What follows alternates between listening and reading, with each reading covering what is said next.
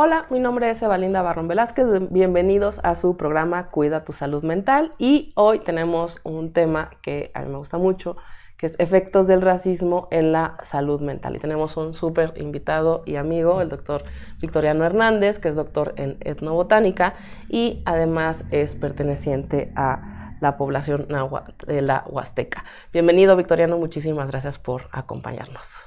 Muchas gracias, al contrario, Tlaxcamatimiac, gracias por la invitación y es un placer, como siempre, conversar estos temas que, pues, como bien lo mencionó, pues nos apasionan mucho. Muchísimas gracias, Victoriano, por acompañarnos. Les cuento que hemos trabajado muy de cerca en la comisión con Victoriano en los planes de justicia para los pueblos originarios. Entonces, pues este es un tema del que hemos hablado muchísimo. Y sería un tema que es, creo que en el 2024 es complejo que lo tengamos que seguir hablando. Si no existen las razas, ¿por qué existe el racismo, Victoriano? Sí, es efectivamente una cuestión que, como bien lo menciona, desde el punto de vista biológico, pues no se sostiene, ¿no? O sea, hay estudios que confirman justamente que desde el punto de vista de la filogenética y evolución, pues no hay por qué hablar de razas en la especie humana, ¿no? Podríamos, por ejemplo, hablar nosotros de raza a nivel de otras especies como el maíz, ¿no? Que sí, efectivamente existen algunas razas, también se habla de variedades, pero en el caso del humano, pues eso no se sostiene. Sin embargo, bueno, pues creo que inevitablemente tenemos que ir como a la historia, ¿no?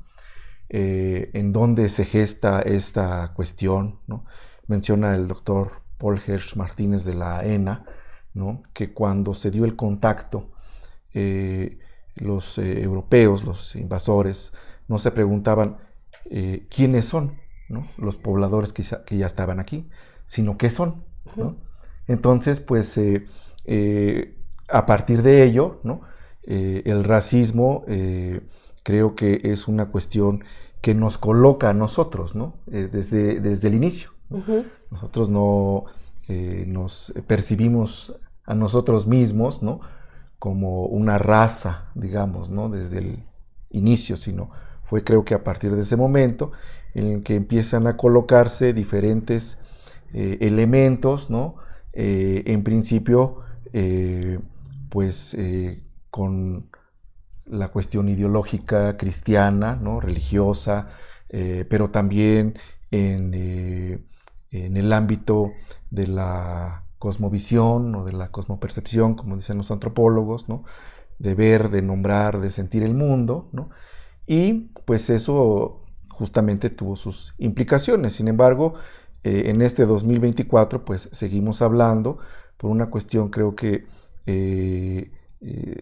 detona toda esta cuestión, pues que es la cantidad de melanina que tenemos en el cuerpo, ¿no?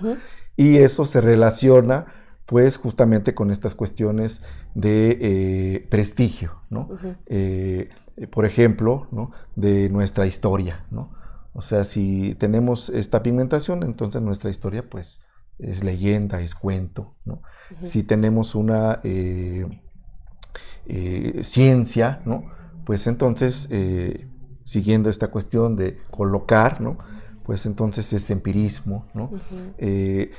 También otros conocimientos, a lo mejor no serían científicos, culturales, epistemológicos, pues entonces tampoco no son reconocidos como tal, porque vienen de una civilización bárbara, ¿no? Y así podemos ejemplificar, creo yo, muchísimos ejemplos que pues se decantan en esto que se piensa pues que una persona de tez blanca, de ojos claros, de color de pelo claro también, por ese simple hecho, ¿no?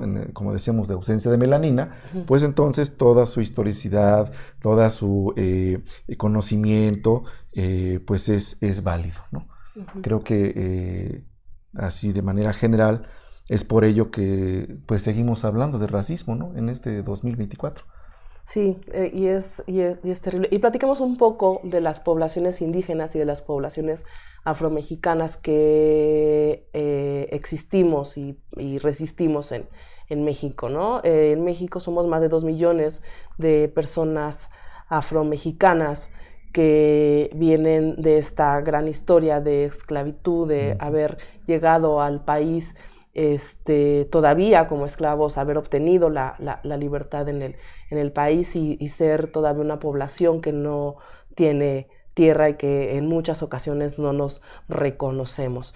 Con las poblaciones indígenas, ¿cómo ha funcionado? ¿Cómo resisten hasta este momento? Efectivamente, es una cuestión igual de resistencia, ¿no? Por ejemplo, ¿no? Ligándolo con la población afrodescendiente, ¿no? De donde yo provengo, en la Huasteca, que es la parte norte de Veracruz, norte de Veracruz, sur de San Luis Potosí, noreste de Hidalgo, confluyen, ¿no? Actualmente pues varias culturas, ¿no? Estamos los nahuas, pero también están la cultura Tenec, ¿no? Que es de la cual procedemos, la cultura Xiuhí o Pame, ¿no? También están los compañeros ñañú en esa parte. Y cuenta la historia pues que a la llegada de los europeos, esa parte que ahora es la planicie del Golfo, bueno, se le llama de esta manera, pues eran aptas para ganado vacuno, ¿no? Y entonces entraron a través de Cuba, ¿no? Primero llegaron a Cuba, igual que la caña de azúcar, y se trasladó a esta parte, ¿no? Entonces quisieron replicar, digamos, el modelo, por llamarle de alguna manera, y tomaron población indígena prisionera y la llevaron a Cuba para cambiarla por ganado vacuno, y así tener, digamos, como este modelo pues para ellos redituable, ¿no? Sin embargo, bueno, los huastecos generalmente preferían agarrarse conjuntamente y suicidarse en el mar que llegar a Cuba, ¿no? De esta manera, pues, no se logró ese objetivo, pero justamente entonces llegó la población afro, ¿no? Que ya venía justamente siguiendo esta ruta, ¿no? Y pues a partir de ahí las resistencias, ¿no? Han sido permanentes en cuanto a la lengua, en cuanto a la cultura, en cuanto a la religiosidad, en cuanto a pues toda esta forma de concebir el mundo, ¿no? Y pues en la actualidad creo que esto, si bien se ha mantenido, también creo que es importante mencionar pues que muchas prácticas pues se han ido erosionando, ¿no? En el caso de la salud, pues también se ha ido sincretizando, ¿no? Se ha ido tomando diferentes elementos, ¿no? Sin embargo, creo que también es importante subrayar que muchos de estos elementos se han ido alineando, ¿no? A la cosmovisión local, ¿no? ¿No? De tal manera que en el ámbito, por ejemplo, de la herbolaria, ¿no? Pues debemos la sábila pues, a la población afro, ¿no? Que la trajo, y que aquí se le da pues un uso pues alineado a lo que somos, ¿no? Otro caso pues sería el albahaca, ¿no? Que en Europa, de donde proviene, o incluso desde otras culturas, pues es más una planta alimentaria, ¿no? En tanto que aquí pues es una planta más ritual, ¿no? Sí, totalmente. Entonces, sin embargo, bueno, creo que se ha mantenido, ¿no? Sí es cierto que ha habido una pérdida de algunos conocimientos de la lengua, ¿no? En algunos lados, pero la resistencia sigue, ¿no? Y creo que es importante también subrayar que por el lado materno, ¿no? Siempre es esta lucha mucho más fuerte, ¿no? Porque son no solamente la transmisión, ¿no? Generalmente hay estudios lingüísticos que así lo demuestran, que, por ejemplo, mantener la lengua es más frecuente por el lado materno que por el lado paterno, ¿no? Y bueno, pues es una de las cuestiones también que creo que es importante mencionar. Y algo creo que a considerar justamente cuando hablamos de los efectos del racismo es que no solamente las personas que nos identificamos como indígenas o que nos identificamos como afro, sino todas aquellas personas que tenemos un tono de piel más oscuro, tenemos o sufrimos racismo.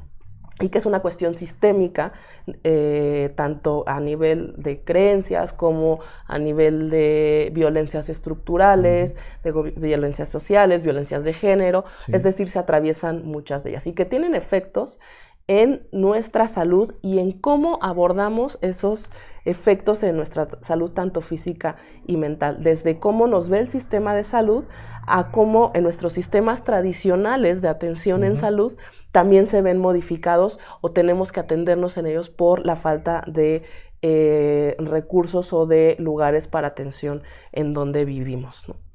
Sí, efectivamente, yo creo que de todas estas violencias que se acaban de mencionar, agregaría, por ejemplo, también la violencia epistémica, ¿no? Que justamente es, creo que explica mucho esto que se acaba de mencionar, porque hay un corpus de conocimiento, hay una cientificidad, un constructo de conocimientos que tienen sentido en la cultura, ¿no? Cuando estos salen, cuando no se explican justamente dentro de un marco sociocultural, pues estos parecen a lo mejor ilógicos o parecen esto que llamamos mágicos, ¿no? O religiosos, o de plano supercherías, brujerías y demás cuestiones, ¿no? Pero si hubiera, digamos, como justamente un diálogo intercientífico y nos tomáramos el tiempo para aprender, para comprender desde dónde se está teniendo esta concepción del conocimiento, pues seguramente no sería, digamos, la misma conclusión. La problemática aquí es que se hacen muchas cuestiones de calificación a priori, ¿no? Es decir, simplemente por lo que se acaba de mencionar, ¿no? Por la pigmentación, pues ya entonces hay una cuestión de lo que decíamos al principio, ¿no? Esto no es ciencia, esto no tiene sentido. Y ahí viene justamente pues esto que la antropología médica ha estudiado y le ha nombrado, pues que hay un sistema hegemónico en el ámbito de la salud y que generalmente se superpone a otro o a otros que si bien, como decíamos, tienen una lógica de constructo en su sistema cultural, pero saliendo de eso, pues generalmente uno tiene que explicarlo en otra lengua, en este caso, pues la lengua franca de aquí es el castellano, el español, y pues ya no es, digamos, como esta misma situación, y esto pasa lo mismo, pues cuando se habla en otra lengua, ¿no? Tenemos que utilizar otras palabras, otra forma de explicar las ideas, y generalmente, pues no necesariamente tienen que tener como la misma explicación, ¿no? Entonces, y más si ya hay una infravaloración a priori, ¿no? Entonces eso hace que haya esta descalificación y que pues justamente vaya a ser una violencia epistémica y pues esto pasa en muchos sentidos, ¿no? Sobre todo pues a los especialistas de la medicina tradicional, ¿no? Que en sus comunidades, en sus lugares de origen, pues sí son muy reconocidos, tienen un prestigio muy, muy grande, muy amplio, pero al salir de ello, pues a veces no tienen los conocimientos occidentales, ¿no? Por llamarlo de alguna manera, pues en cuanto a la fluidez en el español, en cuanto a los conocimientos médicos occidentales, ¿no? Y pues el diálogo de saberes en esos casos, pues no se lleva a cabo, ¿no? Simplemente pues esta cuestión que es asimétrica totalmente. Y en la experiencia que hemos tenido en los planes de justicia y en esta como representación del sistema de salud, algo que nos han pedido constantemente justamente los médicos tradicionales es poder tener este intercambio desde la igualdad y desde el respeto mutuo, ¿no? Y que en ocasiones también como servidores públicos de salud nos cuesta mucho trabajo por la creencia de que solamente la medicina occidental tiene validez. Y ahorita les voy a proponer un ejercicio. La mayor parte de nosotros aquí, de los que estamos viendo este live, seguramente hemos tenido acceso a remedios que vienen de nuestras abuelas, en lo personal, mi abuela era la médico tradicional, era una curandera de nuestra comunidad, entonces claro que la forma de curar era ser limpias y y curarnos de empacho y sobadas, cosas por el estilo. Pongan aquí en los comentarios cuáles son los remedios que ustedes han tenido, que ustedes todavía practican con sus hijos y que en muchas ocasiones, justo porque lo vemos de una forma dispareja, no les decimos a nuestros médicos de, oye, ya tomé té de tal, ya tomé, hice tal, ya pasé por esto y no mejoró. Y cuando nosotros como personal de salud no ponemos esta perspectiva global, por más que digamos que vamos a entrar y trabajar con las comunidades, si no existe este respeto horizontal, pues no lo vamos a lograr. Y eso claro que tiene efectos en cómo atendemos a nuestra población, en cómo atendemos a las personas. Y como decíamos, no solamente es el racismo o el tono de piel lo que afecta las violencias que ejercemos o que recibimos. Hay muchas otras cosas que tienen que ver con la orientación sexual, con la escolaridad, con el acceso económico, con el acceso a servicios. Y ahí es donde hay una interseccionalidad justo en las opresiones que se viven dentro de los pueblos indígenas, de los pueblos afro y las personas con tez morena, que aparte somos la mayoría dentro del país, ¿no? ¿Cómo ves tú? ¿Qué opinas de eso? Sí, yo creo que efectivamente, ¿no? Incluso, por ejemplo, cosas que a veces no lo tomamos en consideración o damos por sentado. Uno, la disponibilidad de agua, ¿no? Y la disponibilidad de recursos ecosistémicos, ¿no?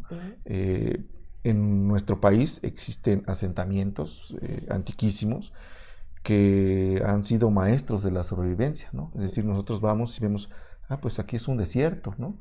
Sin embargo, allí hay una historia riquísima y antiquísima de población que hoy llamamos indígena, ¿no? Pero, pues, justamente han tenido que sobrevivir y a veces el recurso hídrico, pues, no está disponible tampoco, por ejemplo, para hacer leña, ¿no?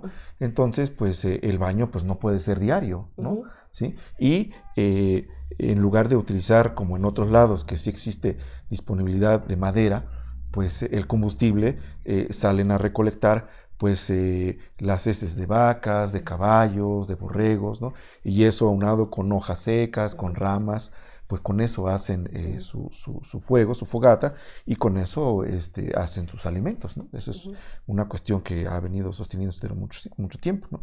Entonces, cuando van a consulta, pues obviamente pues esa condicionante social pues se refleja en su vida diaria, ¿no? Claro. Y entonces simplemente por estar nosotros en un ambiente, pues ya con eso tenemos justamente que tener ciertas cuestiones y entender esto, ¿no? También en el ámbito que se mencionaba, por ejemplo, de las limpias, ¿no? Eso es muy interesante, ¿no? Porque no necesariamente nosotros tenemos que estar de acuerdo, concomitar, usar, ¿no? En una ocasión en el IMSS se hacía un curso de monografía en medicina tradicional que lo hacía la maestra Abigail Aguilar, del herbario medicinal de plantas justamente medicinales del IMSS, ¿no? Entonces los médicos, sobre todo jóvenes, ¿no? Pensaban que ahí iban a hacer un curso de curanderismo, ¿no? Y pues se les mencionaba que no, que más bien era justamente esto de entender a sus pacientes, ¿no? Para que cuando ellos recurrieran a consulta, pues supieran quién estaba enfrente de ellos, ¿no? Y volviendo justamente como a las limpias, pues esto, como decíamos, es muy interesante porque podemos verlo de diferentes maneras, ¿no? O sea, culturalmente nosotros hacemos nuestras barridas, nuestras limpias, nuestras rameadas, como se les quiera llamar, pues con diferentes plantas, ¿no? Pero si nosotros observamos, vamos a ver que esas plantas generalmente son muy olorosas, ¿no? ¿Sí? Y desde el punto de vista cultural, pues aparte de la rameada, pues a lo mejor tú lo viste con tu abuelita, pues que te hablaban, ¿no? O sea, te llaman, hablan del espíritu, porque como ustedes sabrán, para poblaciones indígenas, pues está el cuerpo, pero también está el espíritu, el tonali que le llamamos en náhuatl, o el chulel que le llaman, por ejemplo, en las comunidades mayas, y con eso nosotros tendemos a la homeostasis, es nuestro equilibrio, ¿no? Y con eso pues nosotros nos sentimos bien, ¿no? Ya nos equilibramos. Pero desde el punto occidental lo podemos ver de diferente forma, ¿no? Porque esas plantas que tienen olor generalmente, pues tienen aceites esenciales, ¿no? Y cuando están rameándose, cuando se están pegando en el cuerpo, lo que hacen pues es explotar y liberar esos aceites. Y esos aceites van pues justamente primero al sistema olfativo, ¿no? Después eso nos lleva pues como decimos popularmente, a la cabeza, ¿no? Al cerebro, ¿no? A nuestro sistema nervioso, y entonces nos sentimos bien, ¿no? Entonces podemos decir que no hay de ningún lado ni magia ni cuestión de superchería o brujería, ¿no? Podemos nosotros de un lado ver que es una cuestión meramente química, y del otro lado se puede ver, pues explicar justamente, como decíamos anteriormente, desde una cosmovisión médica, ¿no? Y creo que allí, pues, tanto el paciente como el médico, ¿no? Es decir, esta relación médico-paciente, pues puede armonizarse, ¿no? Y creo que los dos estamos en una verdad, ¿no? Aunque desde diferente perspectiva. Y también creo que en esta parte, cuando hablamos de salud física, tiene una dimensión, pero cuando hablamos de salud mental, justo en la cosmovisión que tienen algunas poblaciones sobre cómo se enferma el alma, cómo se enferma el espíritu, a qué le llaman depresión, a qué le llaman ansiedad, a qué le llaman tristeza, de dónde vienen las tristezas. Y estamos hablando de estos factores sociales, de estos factores psicológicos. Es fundamental entender que la visión desde la que nos estamos parando, si es una visión racista, poco nos ayudará a poder dar atención. O si estamos ejerciendo una violencia en ese sentido, pues entonces también va a afectar la salud mental de las personas.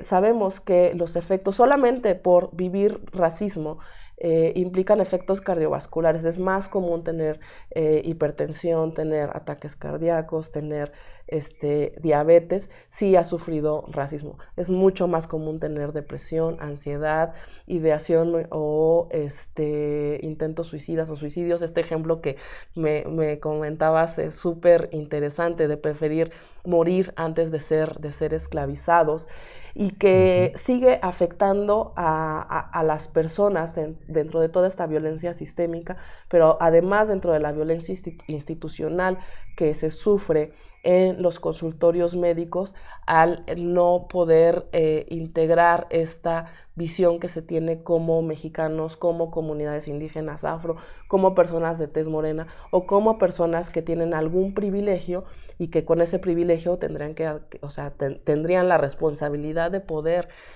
dar un servicio para todas y para todos por igual. Pero si no nos lo preguntamos, entonces no podemos hacerlo. Se nos acaba muy, muy rápido el tiempo. Una reflexión final, Victoriano. Pues sí, yo creo que en este ámbito de la salud, que pues todos sabemos, ¿no? Es de vital importancia para la humanidad, para todas las personas, pues les invitaría, yo creo, que a hacer como una revisión, ¿no? Hacia nosotros mismos, y bueno, pues ver la historia de nuestro país. Afortunadamente, en la actualidad, pues todavía resistimos 68 pueblos indígenas, aparte del afrodescendiente, y pues todos ellos tienen una cosmovisión, una cosmopercepción médica, ¿no? Que explican desde sus culturas qué es la salud, qué es la enfermedad, qué es la salud mental, cómo se nombra, y que cuando llegan a un consultorio, pues esa persona tiene toda una historicidad, ¿no? Un constructo social, y del cual nosotros debemos de respetar y tratar de explicarnos a nosotros mismos justamente cuál es la importancia, cuál es el papel de el médico, de la médica, del personal médico en general, y dar la atención pertinente, ¿no? Creo que justamente el conocimiento, el reconocimiento y la valoración que tienen en este ámbito de la salud las poblaciones indígenas, pues es fruto no solamente del azar o de una cuestión contemporánea, sino de una historia muy lejana, que somos privilegiados de tenerlo, porque esto no sucede en todos los países. Muchísimas gracias, Victoriano. Muchísimas gracias a todos, a todas, yo les diría que lo que no se nombra no existe, que empecemos a ver nuestros contextos de ejercicio médico, de ejercicio como servidores públicos, de ejercicio personal, las violencias que a veces no nos damos cuenta que hacemos y que en muchas ocasiones tienen que ver con este mito del mestizaje en donde todos somos iguales. No es así, y las personas que somos la mayoría en este país de tez morena sufrimos violencias a causa del racismo. Y también si eres una persona que ha sufrido este tipo de violencias y te das cuenta que eso te está afectando en tu salud mental, en tu salud física, no dudes en llamar a la línea de la vida 800-911-2000, de escribir tus comentarios y empecemos a hablar del tema para que justo podamos abordarlo entre todos, todas y todes de una mejor manera.